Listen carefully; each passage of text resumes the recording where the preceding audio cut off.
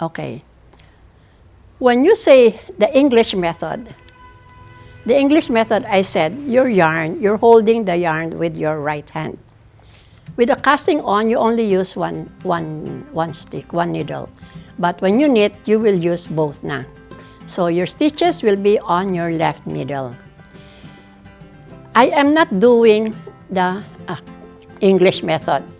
So I don't know how you will hold it, but iba-iba. You can watch it on YouTube. See how they hold it. Pero yung iba, just to show you the difference, what they do is, okay, when you start your knit, you put the right needle onto that stitch, and it should be at the back. And your long thread, your working thread is at the bottom. So here, you hold the working thread and wrap it under and over your right needle. And then you will have to pick that stitch that you put around your right needle. And then you will drop, release the stitch that you worked onto. So pull a little bit. So that is your first, again, here, and then this is the long end, around your right needle, hold it, make sure you pick it up, and then drop that stitch. Okay? Again, to the stitch, around. That is the English method. And there is a way to hold some. If you will notice, you search sa YouTube which one will be more comfortable for you. Yung iba, they hold it like this. So, and then you hold the needle. So it's right there. Sometimes they call this the throwing method kasi parang you throw the thread. And this is how you create the same effect if you use the Continental. The Continental method for me is faster kasi, as I said, you do like, how do you do it with your crochet? Me, there are many ways. You can put it under here and around your finger, or you can, I just, after wrapping it into my pinky, I just go around the back and then I hold my thread like this. But still, you do the same stitch into the stitch. The thread, the yarn is at the back of my needle, like this. So here it's already there. All you have to do is do this. You don't have to go and wrap the thread around the needle. It's right there. So for me, parang this is a faster way to do it. I'm sorry, I'm doing it. This is, you can do it like this because this is how you hold your crochet hook. I mean, the thread for crochet. There. But when I was studying this in the US, my teacher told me to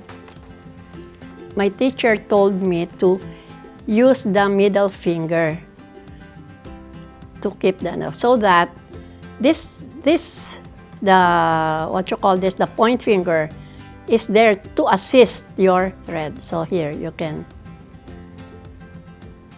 it's up to you. But it took me a while because I was starting it like this. It took me a while to change it to this. But it will come. And the important thing is you should be able to determine which one you find easier to do. There is no, right or wrong way to do it. An English method is also correct. The Continental method is also correct. And it's up to the teacher, to the knitter, which one is more comfortable for them to do. So this is the knit stitch. If you keep on working on the knit stitch, I did this one, I used this fiber, but I used the 4mm because in the on the label, it says use 4mm. This is all knit. When you do all knit, I'm sorry, I didn't lock it. When you do all knit, this is how it will come out. This is called the garter stitch. you create the garter stitch when you do all knit, puro knit. One row knit, all rows knitted. So this is the garter stitch. Let me do another row of the knit. But as I said, if you want to learn more about it, you can look for the tutorial on YouTube. You have to tighten always the first stitch, so your edge will be nice. Now I'll show you how to do the purl stitches. Again, like what you did, this is how you put it with your left hand, depends on what you want. And in knitting, I told you that this thread should be under the left needle. With purl, it's the opposite. It should be on top, like this. And then, with knitting, the thread is under and you do like this. You put your needle like that, under the left needle. With purl, as I said, the thread should be up and your needle should be inward, going inward. There. So, it's not outward, but inward. And your thread is on top. So you wrap it over and under. And usually, I use this to wrap it very close to the needle. So it will be easy for me to pick the thread, the yarn. And just like in the knit stitch, you have to drop your stitch once you have picked up the yarn. Again, the thread should be on top, needle inward, over, under, and there, release. Again,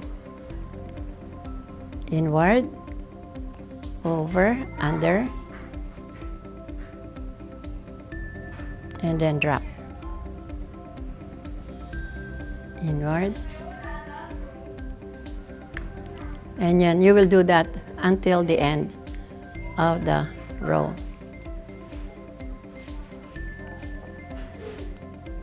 So once you know the knit and the purl, when you do one row knit, one row purl, another knit, and then another purl, you come up with this fabric. This is called the stockinette.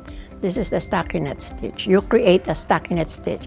So it is finer here, much smoother, and this is the back. So the one I showed you before is the garter stitch. When you're doing all rows knit, for knit all rows, it becomes a garter stitch. But when you do one row knit, one row purl, it becomes a stockinette stitch. So this is the stockinette, this is the garter stitch. So most of the knitting projects are combination of knit and purl. Marami lang mga iba-iba pang mga gagawin like yarn over, pass stitch over. And that's why I said you cannot do a project with just one sitting learning the knit and the purl. Sometimes nga just to learn the knit, one session na yan eh. And then, but important thing is, once you know the knit and the purl, you have to keep practicing it. Practice until confident na kayo to move on to a project. There are projects that pwede nang knit lang. Puro knit. Maganda na rin siya. But sometimes it will be so parang very simple lang, ganon. But with just knit also, you can make fancy stitches using fancy yarns. Let me show you some of them.